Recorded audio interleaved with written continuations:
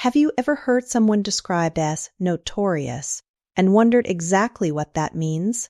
It is more than just being famous. Notorious means being famous or well known for something bad, undesirable, or even illegal. It is about being recognized, but for a negative reason, like a bad reputation. Think of it this way.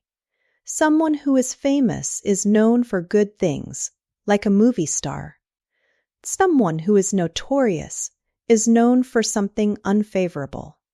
So, while a pop star might be famous for their hit songs, a gang leader would be notorious for their crimes. Let us look at some synonyms.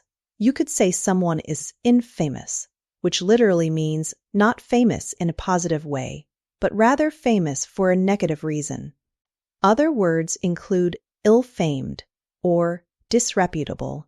Here are a few easy examples to make it clear. First, the city has a notorious traffic problem, especially during rush hour. This means the traffic issue is widely known and recognized as bad. Second, Al Capone was a notorious gangster during the Prohibition era. He was famous, yes, but for his illegal activities. That restaurant is notorious for its terrible customer service. People know it for its poor service, not good food. In summary, when you hear notorious, remember it means well known, but for all the wrong reasons.